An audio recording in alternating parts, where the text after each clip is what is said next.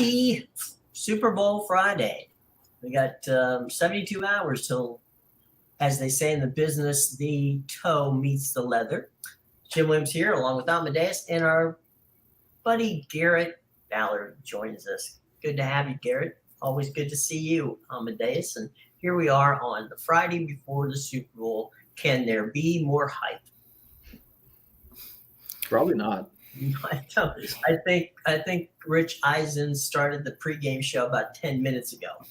So yeah, we got a lot going on this time around. Yeah, like I mentioned yesterday, no one pays attention to the Pro Bowl, so it's just 2 right. weeks, 2 weeks of hyping it up. Right, taking it going.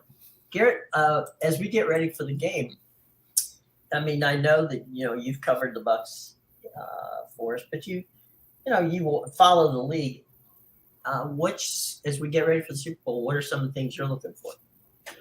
I mean, I think the first thing that kind of stands out is the Kansas City high-flying offense against this just well-rounded Eagles defense. I mean, the Eagles might have top to bottom the most complete defense in the league.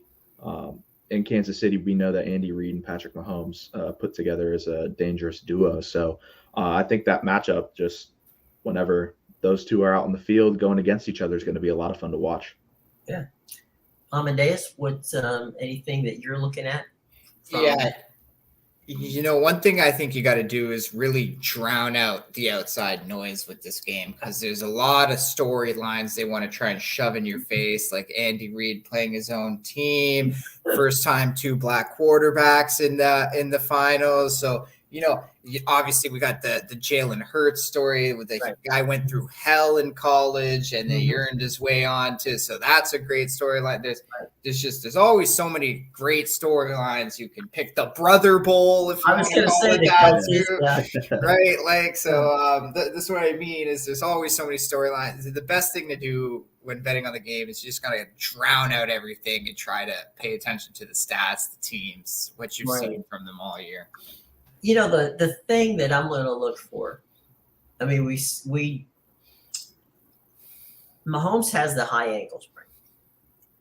Normally, depending upon the situation, over 2 weeks, unless it's a severely badly sprained, he should be fine. But if he isn't, one of the things that Andy Reid is known for is snap and get rid of the ball. I mean, they'll try to run, but get rid of the ball as fast as possible. And that's where these wide receivers who got dinged up in the championship game are going to be crucial to Kansas City moving the ball on, as you said, Garrett, probably the best defense in the National Football League. Yeah, I mean, I'm just looking, like you said, that high ankle sprain might play a bit of a factor, even if he's on the healthier side. It's still there. That's a injury that has probably a high chance of getting hurt further. And I mean, the Eagles pass rush is no joke. Hassan Reddick. I mean, Josh Sweat, is he? He might not be healthy. I'm not sure. But even on the inside, Fletcher Cox. This is a fearsome defensive line that can really cause Patrick Mahomes to feel some pressure, maybe make a move around a bit. Yeah, even if he's healthy. The thing with the high ankle sprain, I'll leave this because I'm not a doctor, so I'll leave this after this. It's anybody who has it and plays will tell you they're good for the first half usually. It's the second half when it starts barking, and that's when you start seeing it. But if there's one who can overcome it, you would think it would be Mahomes, who won the Most Valuable Player award last night. And the other thing about that, which I find fascinating, is that statistically, the quarterback in the National Football League who threw the most touchdowns out of the pocket was Patrick Mahomes. So we think of him as this, guy who loves to just kind of wander out on the side and create, wild passes. But at the end of the day, he also can play what we used to call, traditional offense, which does benefit him and, of course, benefits the Chiefs. Yeah, it's funny in that AFC Championship game, it almost seems like the injury worked to his advantage a little bit because Mhm. it's very clear that they changed up the game plan to have him get the ball out quicker. And I don't think the Bengals were prepared for that. He was Mhm. getting the ball out very quick, and there was nothing they could do to Right. stop their offense in that game. Well, I mean, again, that's an Andy Reid trademark all the way going back to when he was in Philadelphia. So, you go, it's the old saying, you dance with the one that brung you. Well, that's the one that brought him there. I would say, I mean, Jalen Hurts in the Philadelphia offense proved that they can put points on the board too. And I think part of this Super Bowl is not that Jalen Hurts needs this game to win to get vindicated, but I do think that the reason the game is so tight odds wise is because Jalen Hurts is being respected by the betting public for his ability to actually play a high level quarterback. Yeah, I mean, I feel like if he stayed healthy all year, aside from those two, the couple games at the end of the year, he would have received a good few more MVP votes. I mean, the guy's been stellar all year, has really shut people up about his ability to throw. We all know he could run, Right. but people were questioning his passing, and seems to have really progressed in that area. I know he had a rough game against San Francisco, so I'm interested to see how Steve Spagnuolo will dial up his defense to kind of see if he can limit Jalen Hurts. But I mean, he's the new age quarterback, right? He can hurt you on the ground or in the air. The RPO, run pass option. That's the new offense. Went from the West Coast offense to the RPO. Let's talk about wagering, because that's a lot of people will be here asking.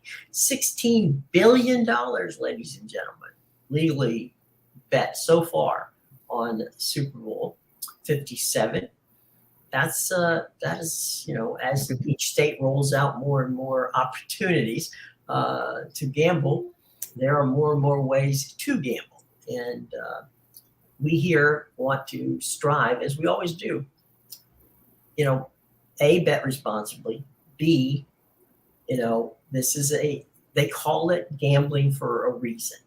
There are no sure things.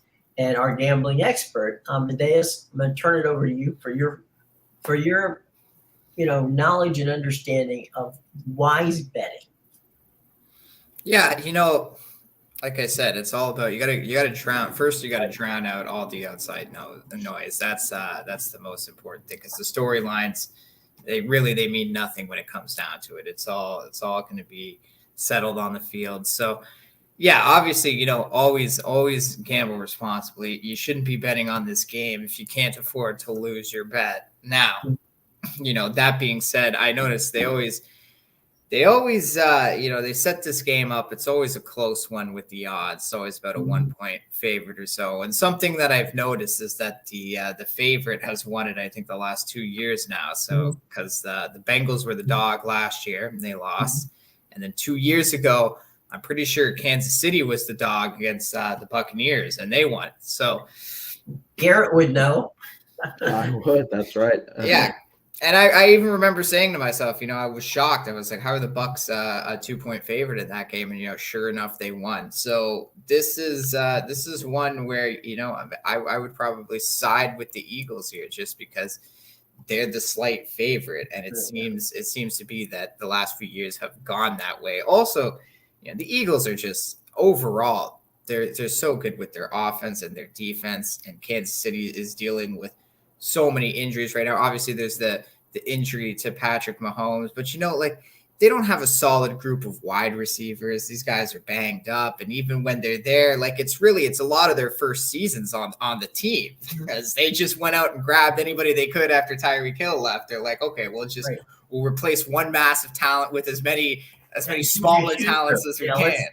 Let's get 6 slot receivers. Yeah, right? They go get Kadarius Toney, Juju Smith-Schuster. So they got all these guys, right? And even then they're banged up. But yeah, I think when they all play the same position. They all play inside the numbers. There's not a guy there. I mean, they run Juju Schuster out of out there. But Juju Schuster's not a 4-2, wide receiver.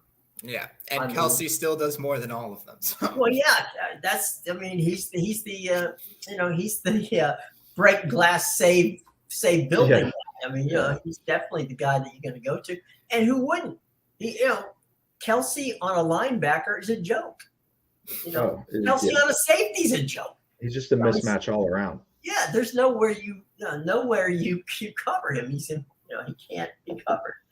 So from that standpoint, he's the safety valve. And they're also, look, one of the things, again, it's a trademark of an Andy Reid team.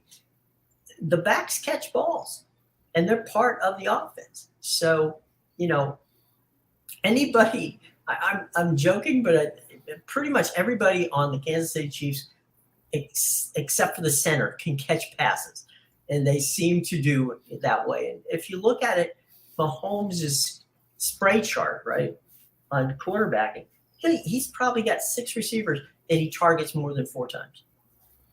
That's a lot of different spreading the ball around.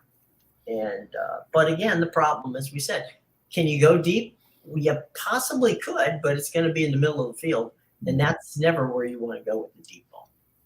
Amadeus, quick question for you in regards to the betting. Or you cited last couple of years the favorites have won. Do you think there's any merit behind someone thinking, oh, the favorites the last 2 years also happen to be the home team, because the last 2 Super Bowls were won by the home team?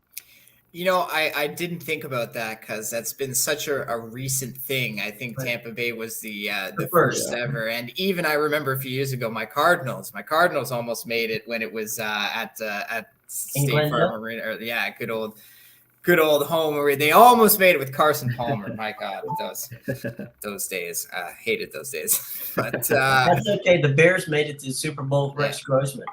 Yeah, that was Garrett. That was when we had Bruce. That was when Bruce was over with us. Yeah. But that's actually, it's a very good point to make, is that it was at home. And now I guess you could say Kansas City is at home because you got Mr. State Farm playing at State Farm Arena. So, that's not the kind of insurance he's going to need come Saturday or Sunday. But I will say that's a very, very good point to make. I still think, though, also, it's partly, the books are so sharp. They probably take all that into account. But I still would say the Eagles, because I think one of the big things with this game is the running game. As you mentioned, Jalen Hurts is he's the new age quarterback with the running game and the passing. But, even though the Eagles don't have a specific guy, they have a few solid running backs, and they have a very good running game by committee. The Kansas City Chiefs, on the other hand, as Jim Williams mentioned, everybody's a pass catching back, but can you run between the tackles? And that's something I think Kansas City has lacked for quite a few years now. Yeah. No, that's why they catch. They can't run. And they're only, somewhat who was starting to become a good running back, Clive Edwards-Helaire. He got injured. So now, they've been running Isaiah Pacheco into the ground, but it's still his first season in the NFL, right? So you can't expect him to come on the big stage here and just, I'm going to run between the tackles 200 yards today, destroy the Eagles defense. Like it's not going to happen. So, Saquon Barkley, who's legitimately the best running back at this time around in the National Football Conference, at least. He couldn't do it twice. So, if you can't get Saquon out there, you're not going to get any of the Kansas City backs out there. Great point. Now, let me ask you this about Amedeus. The game's played in a dome. Neither of these teams are dome teams. Does that affect the betting?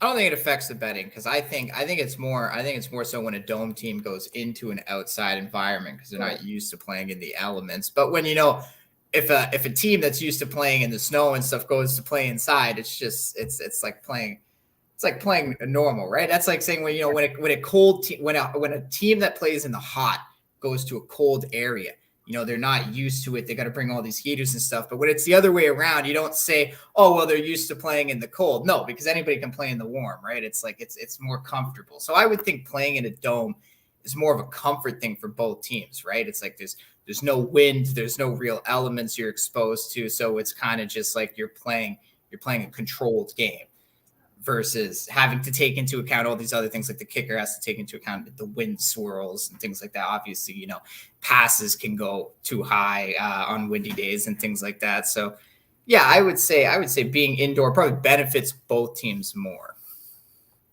Mm-hmm. You know, going back to my early days, the Buccaneers used to play in the Central Division. So we would go to Green Bay in December. We would go to Chicago in December. We would go to Minnesota in December. And I think I still am sure that there are limbs that fell off of me during that time from being frozen to death. The Buccaneers didn't win a game. Now this is also with the Dolphins. Okay, the Dolphins and the Buccaneers did not win a game when the temperature was below 40 degrees for 6 years. That's a crazy stat. That's a crazy stat. They're used to that humidity. That's what it is. I mean, look, dude, when you get on the plane and it's 67 degrees, okay, and you get off the plane and it's 7 degrees, I don't care who, talks about it. It has an effect on the players. You don't get a chance to acclimate yourself to it. Sorry. Yeah, no, I really think you got to be a certain breed to play in the cold, because there's people up here. I live in Canada, and there's people up here who hate. They find out it's going to be like -20 next week, and they're like, "Oh, God," and I'm like, "Bring it on! Give me the cold, all right? So let me go out there. I want to be Rudolph the Red-Nosed Reindeer when I go outside. Let's go." Let's go. Let's rock. Let's roll. Yeah. Actually, one thing I will say about the indoor stadium is I think the noise is a bigger factor. It can be. It can be. I think that because the Super Bowl is a generic thing where you've got a lot of corporate people and a lot of that, it's not as raucous as it would be if you were. I will say the last big dome building, right? That it's the Super Bowl. The Super Dome is not loud, even though.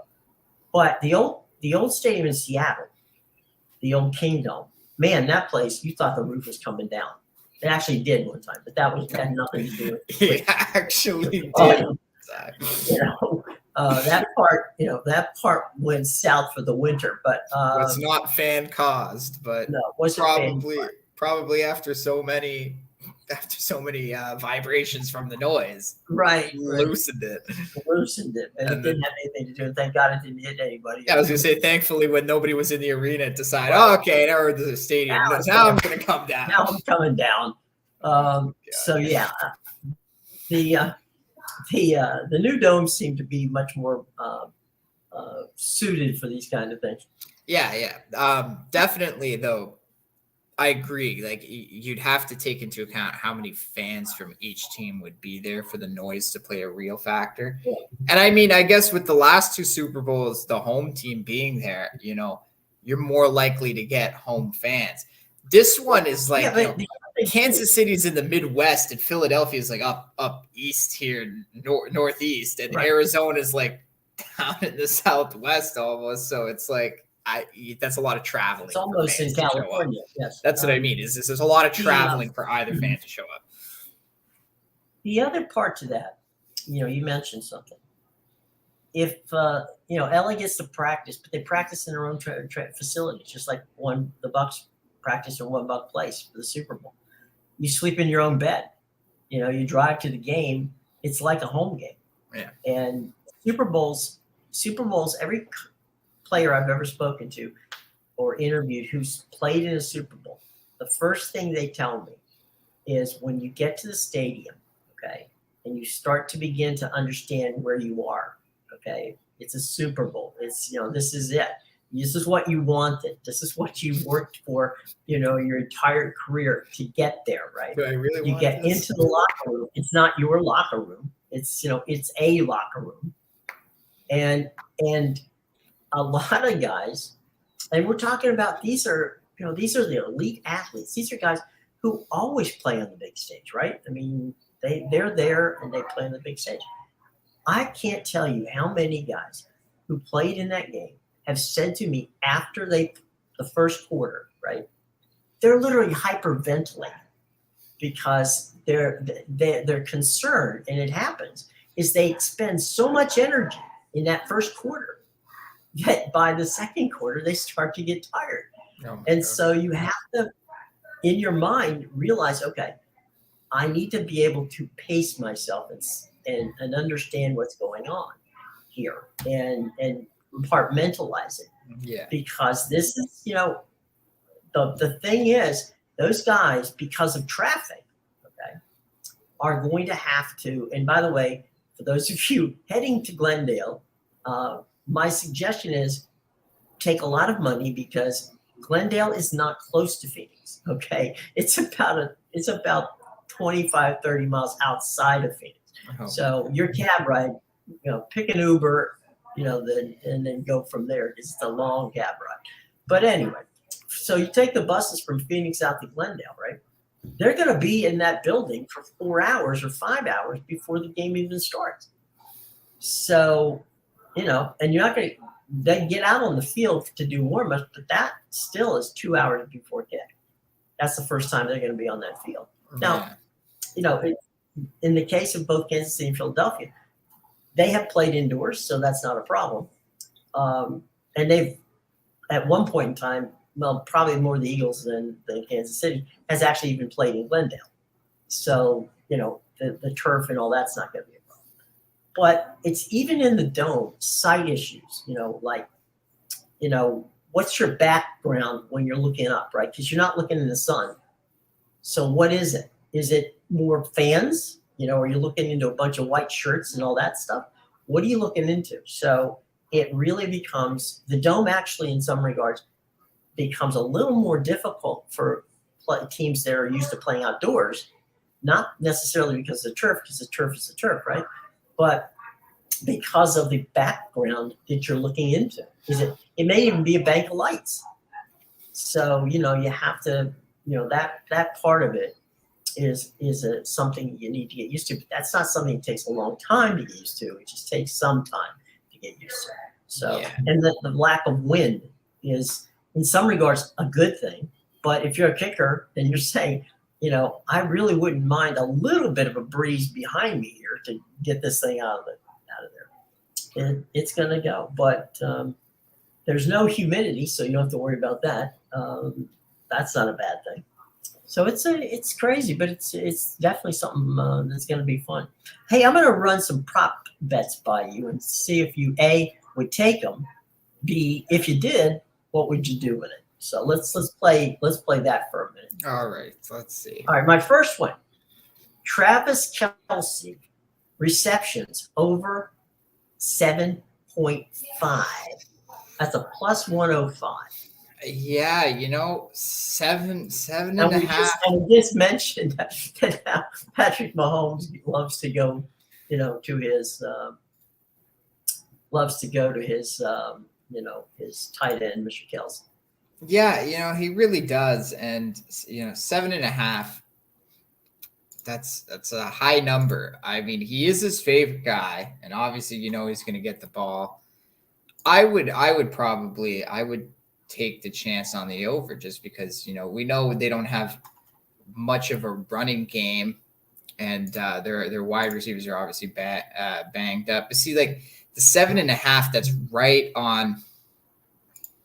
I would prefer to have it a little lower if you can get a 6. Well, let me throw this out to you. Here's his last 5 games: 7 for 78 and a touch, 14 for 98 and 2, 10 for 95 and a touch, 8 for 96 and a touch, 5 for 108 and a touch, 10 for 133, 13 for 118 and 2 touchdowns, 8 for 109 and a touch, and then 6 for 43 yards and a touch.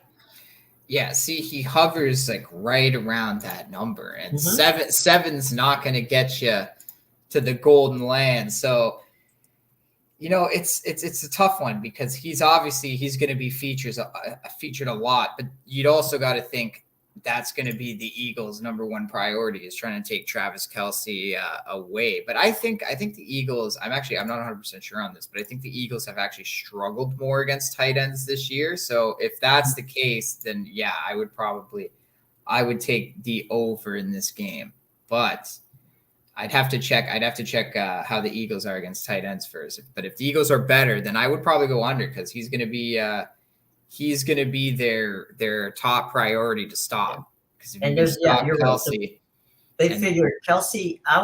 They'll let they'll let Juju Schuster run from now to they'll go one-on-one with Juju Schuster all day long. They're not going to go one-on-one with Travis Kelce. yeah, and when you got no run game, hobbled Mahomes, and now you've taken away Kelce, the Kansas City offense becomes very one-dimensional in that sense, and they're gonna have a tough time moving the ball. So I would need to see how the Eagles are against tight ends, but yeah, I would take the under actually on that one. Garrett, did the Bucs play the Eagles this year? Didn't they? Yeah. Yes, they did. played- Wait, did they? I don't think. No, they didn't. They played them last year in the playoffs. Okay, last year, right? I Yeah. knew it was. I couldn't remember. I don't have a schedule in front. The question is, what do you think about Kelce getting more than 7 touches, targets? I guess I would say this time around. Is that a good bet? 7 targets. No, 7 catches. I'm sorry. 7 catches. Okay. I would say I always think like anything around 6 or 7 for Travis Kelce is probably. I like to think it's a safe bet. I think, like we were saying earlier, Juju Smith-Schuster, Kadarius Toney, Marquez Valdez-Scantling. It's like you can't throw to them too many times each because I mean they're all pretty one dimension receivers. Travis Kelce offers a mismatch on the Eagles linebackers, on the Eagles safeties, even though they're all very good. I think he might be the best offensive player on the field aside from Patrick Mahomes whenever he's out there, on both sides probably. And I think that in any situation they're just going to try and feed him. Let's go down the list. Next up, Patrick Mahomes rushing under. This is an under 18.5 yards, and that's minus 110 on the betting sheet if you happen to be dealing with FanDuel. Yeah, so I think the under is actually a pretty decent play for that one because obviously we know Mahomes is injured. I think he's going to avoid trying to use his legs. There might be the odd time where he tries to run for a first down, but I think any yards any big yards he picks up that way, he'll probably slide before he gets too far because he wants to avoid further injury. Obviously, you don't want to get taken out in one of the biggest games of your career. But at the same time, I think anything, even if he does get like 5-10 yards here and there to get a first down and run out of bounds, I think that can be mitigated by any sacks he takes as well with his mobile troubles. So I could see that one going under 18.5 for sure. Just as an added bit of information here, he went under this number 7 times this season. And that was when he was healthy. That was with no injuries. Right. And I just looked. He had 8 yards 2 weeks ago against the Bengals, and that's obviously with that injury also. So, like you said, Jim, I think they're just going to try and get the ball out quick and try and keep him clean. So I think that's an under. Okay. How about this one? And this is okay. We're gonna be flipping back and forth between the crazy and the good. I was gonna say, is this the halfime show? I can tell. Yeah, I can tell by your reaction. We have not gotten Is there. this gonna be like Rihanna twerking or something? Right. We haven't gotten there yet. This one is no touchbacks on the opening kickoff, plus 130. That's such like a 50. That's like betting is the coin flip going to be heads or tails? You know what I mean? Like Right. really, I think you need a little inside knowledge on what the team is going to do. All right, I'll give you some inside knowledge. Okay. During the regular season, both teams were almost exactly around 65% of the time they kicked the ball off, it was a touchback.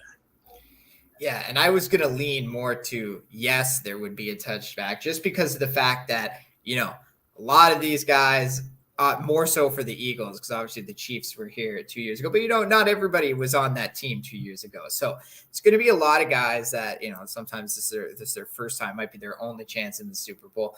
I think the coaches try to tell the players, don't run it out on the first drive. The last thing we need is like a muffed kick to start the game off. Or, we're starting from the 5-yard line. Like, you don't want to start one of the biggest games of your career with that handicap already. Like, oh, I got to start from the 5-yard line because we ran it out and the guy ran horizontal the whole time from the end zone. Or, he looked up and it hit his helmet and now we don't even have the ball, right? So I think the coaches are going to be like, just call a fair catch. Okay. Let's just get the offense on the field and start the game off right. We've seen in the college this year and in the playoffs already how a bad start can lead to just destruction the rest of the game. Just take a look at Michigan. Okay. Don't be Michigan. Let's just go out there and, get the offense on the field, please. Okay. Call the fair catch and get the offense on the field. One quick note. I just got a text. The roof is expected to be open. So that will allow for some limited, but some wind. Okay, so a bit of a factor then. Yeah. Yep. So we have that from my buddy Julie Donaldson. Thank you, JD, who was covering the game out in Phoenix. So maybe if the wind is whipping, there might not be a touchback. Who knows? The wind will keep it out. You never know. Okay. We got Mahomes passing under 294.5 yards. That's a minus 115. At first glance, going under Mahomes makes me feel good and easy, but up against the Eagles pass rush, and that ankle, I don't know. I think he's going to have to throw the ball a lot. Yeah, I'd probably take the over on that one just because, as we've mentioned, they don't have much of a running game and you got hobbled Mahomes. So, he wants to get the ball out quick and it's going to be a lot of passing for him. It might not be a lot of passing downfield, but at the end of the day, I think there's not really besides Pacheco, you don't have a strong guy to hand the ball off to. So it's going to be, it's going to be either quick passes or just, dink and dunks.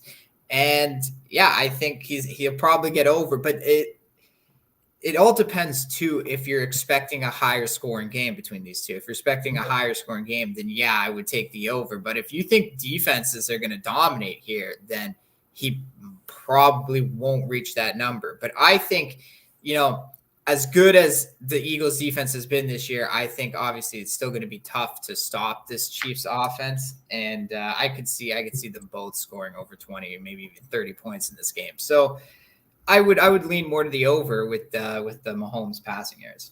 Yeah, I was going to say, as we talked about earlier, the Chiefs are pass first, and I could honestly see the running back, specifically Jerick McKinnon, having a pretty big receiving day. I won't lie. I could see them putting him on some angle routes, just getting him in space and letting him catch and run. The next one is one which I know everybody can't wait for, and that is, will it be blue Gatorade? That's plus 400 on it. The Gatorade color. Now, orange has dominated blue in the last 3 Super Bowls. So, orange is the favorite, but do you go blue instead of orange? I'd have to go back and analyze the tape of previous games, see each team's preferences. Well, see, you have something here, Amedeus. Both Garrett and I went to the home of Gatorade. That's right. So we have a bit of a inside knowledge, inside track of what they're going to do with Gatorade. But blue or orange, I'm going to go with orange personally. But that's just me. I'd say orange. Yeah, that's one where, like, again, it's like the heads or tails coin flip to me. So that's one where I'm with Garrett. I'd have to go look and see what are these guys like. What's Mahomes' favorite preference? Yeah, what's your favorite color, Mahomes? Okay, like I need to go stock him at a Costco or something and see what pack he's picking. But no. Yeah, I mean, if orange has been caching, you'd be inclined to go with orange. But I feel like that's something you'd have to know. Like when I cached what the first song of the halftime was going to be, that was something that was leaked. That was something I had a bit of knowledge on. I didn't just pull the song out of my ass and be like, The Weeknd is going to sing this one because it's great, right? I will say, thinking about it, the Chiefs roster is similar enough to their last Super Bowl. You could probably go back to when they won that and see what got dumped. And if you think they're going to win, make an educated guess on what Gatorade they're going to have. Yeah, that's a very good point. And then the Eagles, though, for the Eagles, like there's no green Gatorade. Yeah. You would think they would want. Well, the early Gatorade actually was greenish. That was it. Then they turned it to yellow. Then it went yellow, and then it was lemon lime, and now it's just lemon. And in all honesty, I prefer the clear, but that's just me. The last time, by the way, the Eagles were in the Super Bowl, and Doug Peterson got splashed with Gatorade. It was yellow. I was going to say that because it's the closest to green, but because they don't make green Gatorade, and they don't. I mean, they basically only make 3 or 4 colors, so it's not like you have a lot to pick from. This is the real analysis here. Forget the game. I know we've spent more time on the Gatorade than we did on running. How about Tony receiving under 23.5 yards? Under 23.5. That's a minus 110.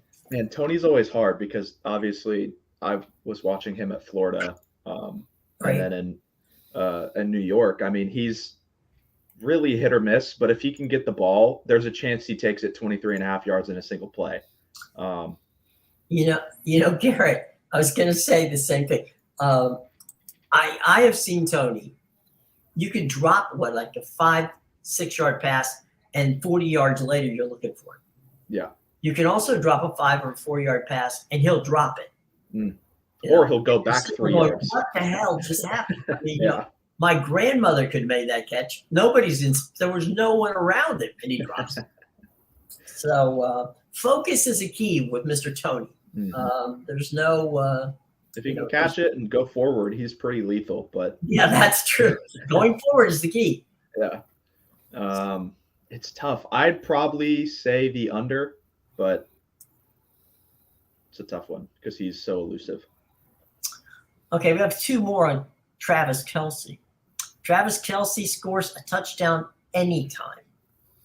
Well, I think you got to take that. How is that not like minus 170? It's minus 125. Okay. I think we all agree. That's about as difficult as saying that the sky is blue.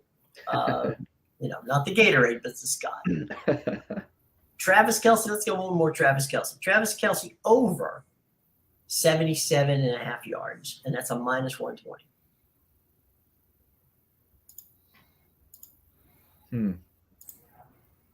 By the way, Travis Kelce scoring a touchdown anytime right now is of all the prop bets, is the number 1 prop bet.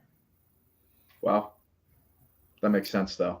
Yeah, because he doesn't even need to have a big game to score a touchdown. All you need is the big body when you get down to the 5-yard zone, right? Like he can. And they just do that little flip play when he's coming up the middle. Right. The shovel pass into the line. Yeah. Oh my God. They invented that. And then the funny thing is other people try to use it and then the ball just goes everywhere. Well, it's because you're not looking for it. Okay. You have to, the way that Kansas City does it, they practice it. It is part of their system. They've perfected it. Yeah. That was like a play Mahomes brought to Reed and was like, we need this in there. Let's go. Hey, Garrett, that was like Tim Tebow's jump pass. That's right. Yeah. They're like, oh, he might run it. Nope. Nope. Let me just throw it like I'm taking a jump shot. Coach, I came up with this one in the shower. What do you think? Right. I've seen other teams try it, and and the receiver get freaked out. It's like they like fall down as they're going to catch it. Right? It's like they look at it; it looks like a punt. So yeah. Okay, let's go defense for a minute. Hassan Reddick gets a sack. It's the first sack, I'm sorry, of the game. That's a plus 400. And Patrick Mahomes basically has stopped taking sacks over the second half of the season. That's why this is a bit tricky.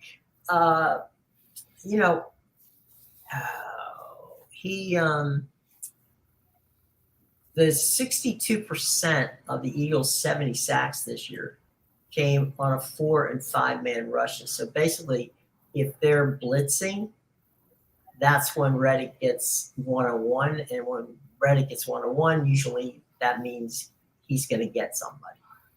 So you got Mahomes with limited but still decent mobility versus Hassan Reddick. But, the one thing that they've been able to do, Philadelphia's been able to do this year, has been get Reddick in one-on-one situations a lot. And so I don't know, guys. If there's going to be the first sack, I definitely think he gets a sack. Whether it's the first one is tough. It is. Yeah. That's why they're calling it betting. I'd say no on the first sack, just because I loved this guy when he was at the Cardinals, but now you hate him. Yeah, now I hate him for leaving, just like I hate everybody else. Patrick Peterson, you name it. I hate him. I hate them all. But yeah, I love this guy, but yeah, the first sack, I agree with Garrett. He's probably going to get a sack. The first sack is too tough to tell. Also, if Mahomes is going to be getting the ball out quicker because of his injury, it's going to be a lot harder for Reddick to get there to sack him. So I think that drops his chances a little bit. So yeah, I don't see much value in the first sack, just because it's so hard to tell. It could be Fletcher Cox who just comes through the line and while Mahomes is running back, right? It could be play action and he just gets tackled, just bulldozes through 3 guys and goes right at him. So I do think there's going to be times when Philadelphia goes zero coverage and just in the house. You're probably right. I mean, Jonathan Gann is a very aggressive defensive coordinator, so I could definitely see that happening. They send one of their corners on a blitz, or maybe Chauncey Gardner-Johnson on a blitz, or just backfield, and basically say, okay, I can get to you faster than you can get the ball to Juju Schuster. True. How about Pacheco over 48.5 yards? That's a minus 110. I'm gonna go with the under on that one, just because I don't think like we've talked about, they're a pass first offense. I don't think Pacheco is the type to, consistently run through the tackles for 60 minutes a game. And as Garrett mentioned before, you still got Jerick McKinnon in there, who's going to get a lot of pass catching work. So yeah, he's gonna eat into Pacheco's carries, and he's not going to be the choice when they want to go, pass catching down. He's not going to be the guy out there. So yeah, I'd probably go with the under for Pacheco. One quick note on that: 9 of the last 11 games, he's gone over that number. But then again, he hasn't been against the Philadelphia Eagles defense. To be fair, I've watched a lot of him, and it's in garbage time. He's gotten a lot of his yards. They threw him when Clive Edwards-Helaire was playing still. They would throw Pacheco in at the end, and he would get 100 yards on the last play because they're up by 20 points, and the other team stopped trying. All right, other. Oh, go ahead, Garrett. I was just going to say, the Eagles' defensive line is disgusting. We've talked about Hassan Reddick. You got Fletcher Cox, Javon Hargrave. You got the biggest man on earth, Jordan Davis, sitting on your bench. Come on now. Well, yeah, and at the same time, you've got those backers and you've got the DBs. I mean, so pick your poison. Truly a 3-level threat. Pacheco's tiny too. Watching him try to slip through, like maybe he gets slipped by Fletcher Cox, but other than that, like Fletcher Cox is gonna eat him. Well, I'd grease myself if I was Check. I would say need that extra elusiveness, just slip between. Right, kind of like ease my way through. You know who was like that? I say this because I'm a Cardinals fan, but Larry Fitzgerald was like that. Every time that guy would catch a ball, he would like slip 3 tackles. And I was always wondering if he was like coating his jersey in something. No, that was actually athleticism. I mean, that guy could ball. I mean, there's no question about that. He could definitely ball. He's another one I hate. No. Larry's the greatest. He's mad respect for Larry. Nice guy. Jeez, I know he's a player with a lot of class. I really respect Larry Fitzgerald. He's got a lot of class. He's a good dude.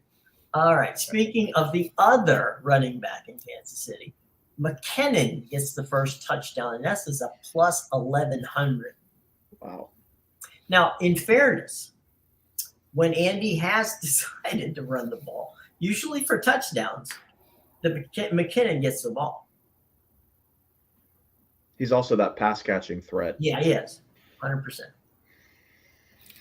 Yeah. The first is always tripping me up. Yeah, it's always the first, just because you never know what's gonna happen. Let me throw you way back one. Okay. Super Bowl. It was in where was it? I think it was New Orleans, where the Bears played, and that was the game where the first person to score a touchdown, Walter Payton, right? It had to be. And of course, the first touchdown was Refrigerator Perry.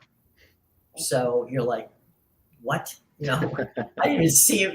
They didn't run this play all year long. They get to the Super Bowl and Refrigerator Perry takes it in from 1 yard out. And your all world running back is standing back there, just watching. So you're right. Anytime you're looking at first, God knows what might happen. It's obviously not the obvious. Yeah, because the Chiefs could get down. The Chiefs could get down to the 5-yard line on the first drive, right? And that could be the shovel pass to Kelsey, the slant pass to Kelsey. That could be McKinnon out in the flat just runs to the pylon. So knowing Andy Reid, it could be a trick play to Justin Watson. It could be the Philly special. That'd be actually so funny. Just use it against them. Yeah, it could be to a tackle. Yep, you never know. It's just crazy. Okay, Devontae Smith over 4.5 receptions, minus 155. And there's a lot of juice on this one. Whether it's true or not, I don't know, but I'd say over. Well, he's gone over that number twice since week 10. I'm sorry, every game, but no. He's gone over it every game but 2 times since week 10. What was the number again? What was the number's 4.5 receptions. Oh, okay. The betting line is minus 155. Yeah, I don't like that juice, but he probably goes over just because AJ Brown is getting covered more. He's becoming the top priority for defenses, and it's one thing. It's one thing like, oh, we're gonna take away your best player, but you have the same guy who did it last year on the other side, and all you did was you just brought in another version of him to take over the number 1 role. Right. But you still have Devontae Smith, who you drafted, who was that good last year. So, yeah, I think it's one of those things where they're going to try to get A.J. Brown the ball first. But if the Chiefs can take Brown away, all of a sudden Devontae Smith is the next go-to guy. So I think absolutely you could probably get 5 catches. All right, let's look at this one. This is it's an interesting one, and that is Jalen Hurts over 1.5 for passing touchdowns, and that's a plus 100.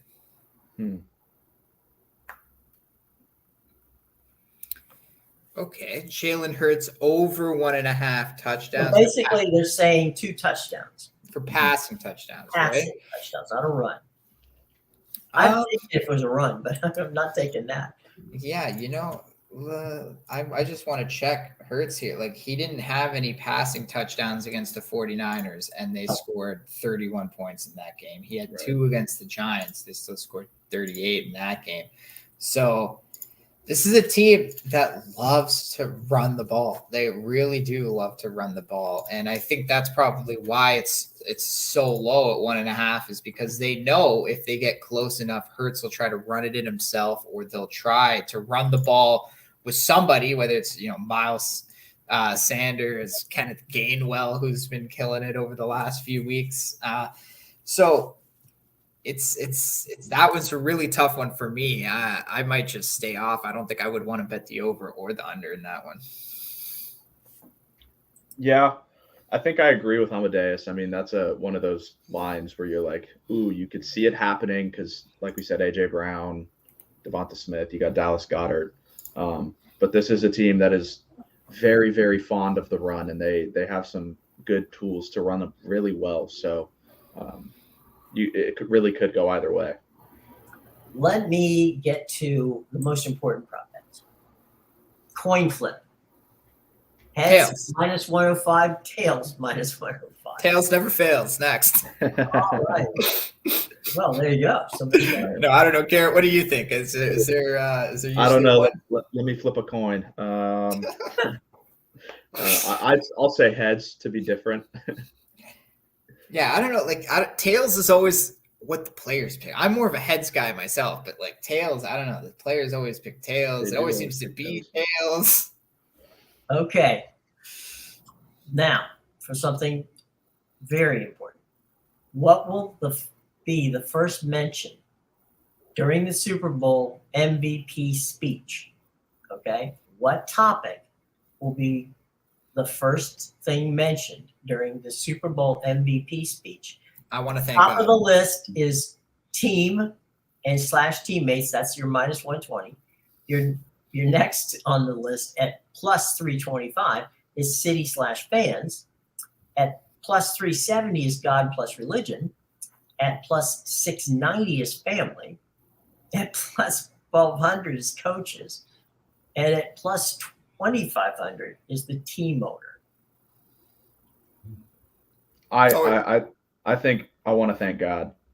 It's always God. It's always God. There's college basketball coaches who like start every press conference after the game. I'm forgetting which one. It's one of the Big East guys. I forget. He's a really good coach too, but like it's every press conference is like, oh, I just want to thank God. My guys went out there and did such a good job. And it's the same thing. It's always the same thing. So I gotta go with Garrett.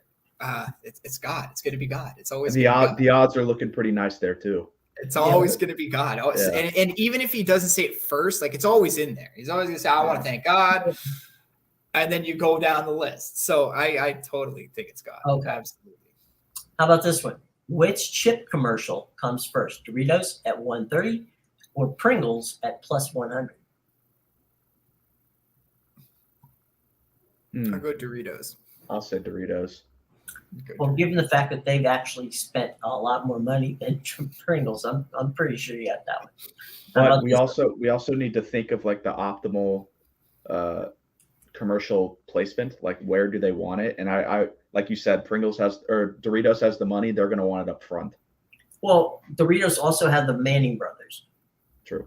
So I'm going to think that's it. Now, which snack company airs the first commercial? M&M's -150, Doritos +150. I'm going to say M&M's. You know, they might be unveiling their new mascot. Y'all see that? They're getting rid of the M&M characters. Right. No, I didn't see that. And I would love to hear more when Garrett gets back. What happened to the M&M characters? What are they doing? Oh, they're too woke for some of the folks out there. So they're too woke. Yeah. The M&M. We live in a strange country. Garrett and I do not have time to explain it to this, but over this next prop bet, maybe we'll be able to do it. And that is which beer gets the first commercial, Budweiser or Heineken. Budweiser, come on. Budweiser's gonna have like 5 different ones in there anyway. It should be which Budweiser commercial is gonna get shown first. That wouldn't be a bad idea. Definitely not a bad idea. But yeah, it was. We'll see about that. And just because Amedeus wants to talk about his halftime victory of a few years ago. Yes. We're going to do halftime here real quick. Yes, I think Garrett's back, by the way. Oh, okay. I'm sorry, I was looking at this other screen trying to pull up some of the stuff. No problem. Okay. National anthem. Okay.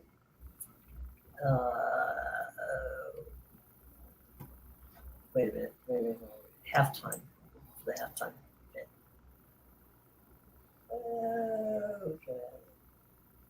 Okay. By the way, Rob Gronkowski tweeted this. Apparently, FanDuel kick of destiny. Yeah, but this is what he just tweeted. Apparently, there's going to be a football game at the Rihanna concert, and that's Gronk. I mean, in no uncertain terms. And how did FanDuel squeeze their way in for the kick of destiny? Like that time, that halftime is supposed to be all Rihanna time. Like how was that okayed? Oh, sure, you can have 5 minutes of my performance. It takes a couple of minutes to stage. That's true. The field. Yeah. So if you just give him that, you basically say you guys got 3 minutes to get this thing done. That shouldn't be a problem. 3 minutes. Get out there, kick it, and leave. Right. Okay. Here it is. You talked about song. Diamonds is the number one at plus 220. Don't Stop the Music, plus 245. We Found Love, plus 350. Lift Me Up at 450. Believe It at 455. And Where Have You Been at 505. Where's Umbrella? Come on. Umbrella is at 645. Oh. Work is at. I thought it wasn't in the show at all. I stopped because after a while the numbers, the juice on this got ridiculous. Umbrella is at 645. Works at 800. Hate That I Love You is 1,000. Cheers, which is Drink That, also 1,000. Live Your Life at 1,400. And Bitch Better Have Money at 1,500. I guarantee you, Bitch Better Have Money is not sung by Rihanna at the halftime performance of the Super Bowl. Well, that's why I was complaining about Umbrella. It's got to be in there. I don't think it'll be first, but it's got to be the one signature line. Like the signature song. Yeah. Yeah. So I don't know. Maybe Don't Stop the Music. That's what I was saying. That's a good tempo setter. Yeah. See, I was more familiar. Yeah, she's gonna want to come out and blow the place apart. Mm-hmm. I was more familiar with The Weeknd's music when he did it. Yeah. Like Rihanna, I know a lot of her music, but I don't know the names of the songs. So I'm gonna have to go listen to those, and then I would be able to make my pick. But I'll side with you guys on Don't Stop the Music. I think Umbrella's gonna be in there. Better be in there. I'm sure it will be. Okay, What about Shut Up and Drive? Anybody remember that one? Oh yeah. Celebrities being shown during the Super Bowl broadcast. Okay, that's a thing. President Biden. Well, first of all, President Biden's not going to be there. But, don't bet that. So don't bet that one. Joe Biden will, but the president's not. That's minus 500. I don't know what the hell they're thinking. The president will be interviewed, but that happens within the pregame show. All right. Bradley Cooper at 500. Andy Kardashian is 500. Eric Stone Street's 300. Jason Sudeikis is 300. Meek Mill is 300. Paul Rudd is 300. Kevin Hart is 250. Mike Trout's 145. Here's your boy, Larry Fitzgerald. Now, you know what? Larry Fitzgerald might be one of the first guys shown. Is Miles Teller on there? Is who? Miles Teller? Teller's 110. Okay. Matt Damon's 120. Matt Damon. He's not even a. Matt Damon's a New England fan. Where's Bon Jovi and Robert Kraft? I feel like Meek Mill could be a safe bet. I think the Eagles say Meek Mill. I think the Eagles come out to Dreams and Nightmares anyway. So big Philly rapper. You know he's involved in that team. Yeah. You know he's going to be on the field with them, like hyping them out during warmups for sure. Exactly. Coming out of the tunnel, like Joe Biden is plus 100. Gretzky's plus 100. Rob McElhenney is 120. Rock is 125. Gordon Ramsay, is 125. Now, here's the thing about Gordon Ramsay. I'd pay to see Gordon that. Ramsay has a show that is going to debut after the Super Bowl on Fox. So I guarantee you we'll see Gordon Ramsay sometime during the game, but whether or not and stay tuned afterwards for Chef Ramsay's new. They always, every network debuts a show after the Super Bowl. And thinking about it though, if that's the case, he'll be shown late. Yeah. Not first. John Cena, 125. Wahlberg at 125. Brady at 125. I don't think Brady's even going to be in. Why would you want to go to the Super Bowl if he's not in? Well, why would he want to go and not be on the part of the broadcast team and get paid? John Rahm, 150. McElroy, 150. He's in town. Brad Pitt, 175. Michael Phelps, who lives out there, at 200. Pete Davidson at 200. Steve Nash at 200. Will Smith at 200. Who's going to slap somebody. Tina Fey at 250. What the heck? Tina Fey? That's an odd one. Affleck at 300. Ben, not the duck. DiCaprio, 400. Pink, 400. Kanye, 400. Oh, it's not going to be Kanye. It's Donald not Trump. going to be. It's not going to be Donald Ye. Trump at 600. The books have that wrong. There is no Kanye.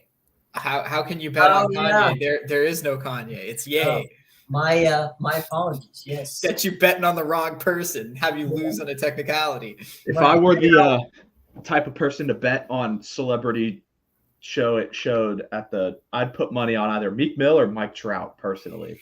Yeah, I agree with Meek Mill just because he's a huge Philly rapper, and you know that he's going to be on the field with the Eagles doing something with them coming out of the tunnel as they come. I think they've ran out to his songs "Dreams and Nightmares" every home game.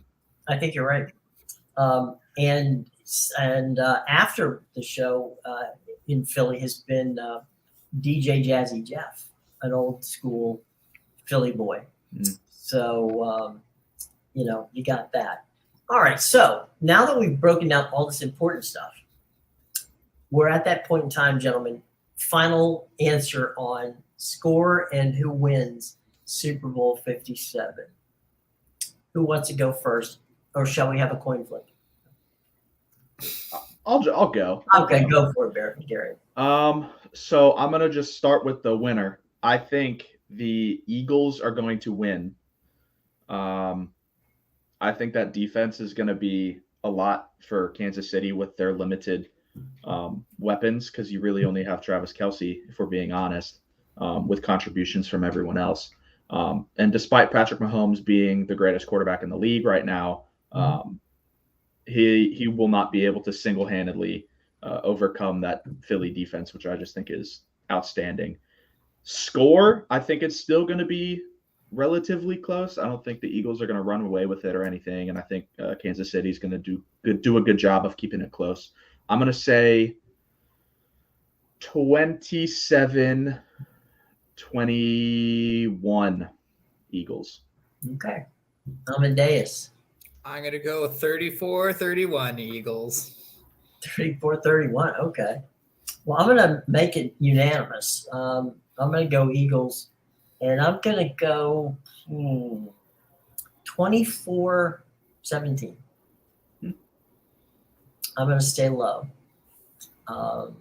That's a Bucks game right there. That's a Bucks game this season. That's a high-scoring Bucks game. That's a high-scoring Bucks game. Well, no, they'd be the 17. That's true. That's true. Real quick, since we have you, Garrett, the post-Tom Brady era of the Buccaneers, do they rebuild or do they totally tear it down and start over again? They're going to try and retool. Kyle Trask will, I think, be the starting quarterback next year. Whether or not that's a good idea, we don't know yet. Probably not. But I think they're going to try their best to retool. I think the offensive coordinator hire is going to be a huge deal whenever that happens, because Trask has reportedly not been really great in that old system, and he's going to be having to relearn a whole new playbook when he's in line to become the starter. So I think it's going to be a rough year, even though their attempts to stay relevant are going to be happening. I don't think it's going to be very good next year.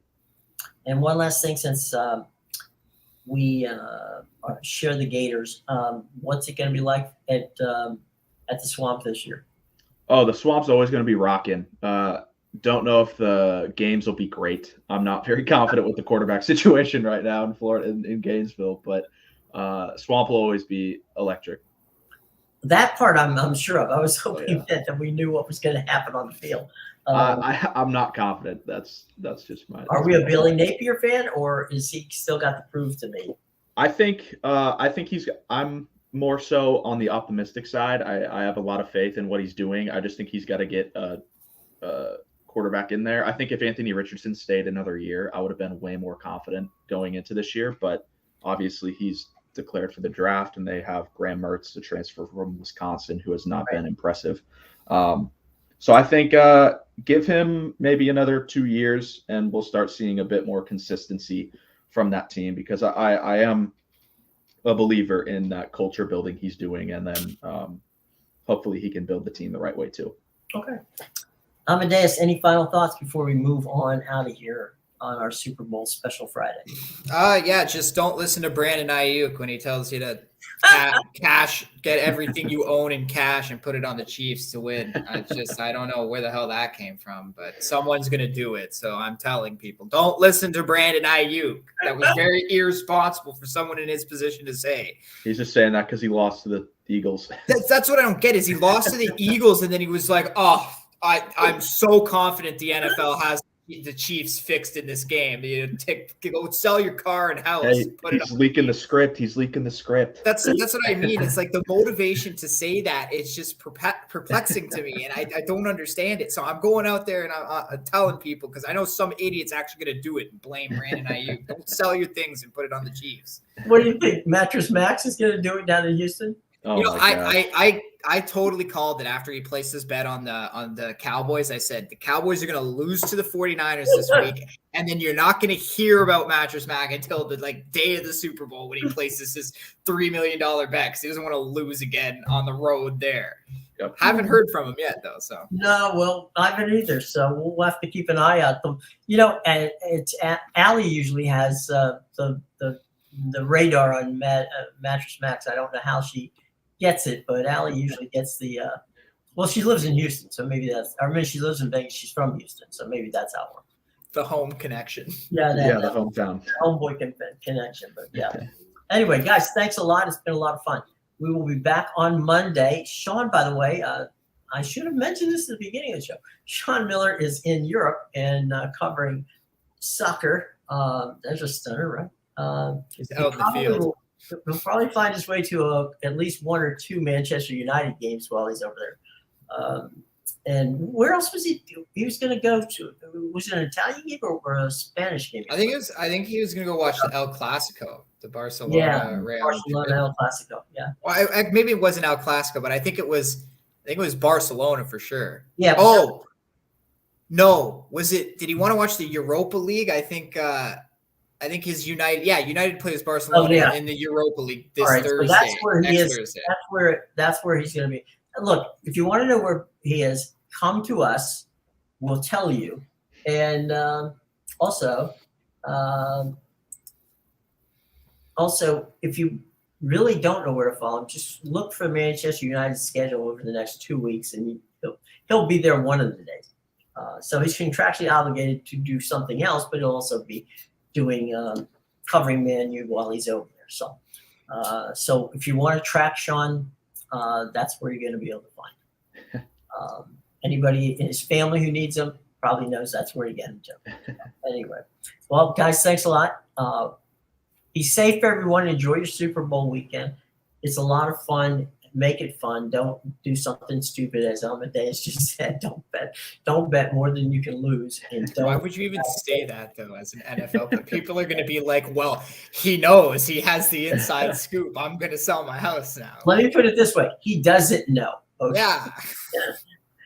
Let me give you a public service. He does not know.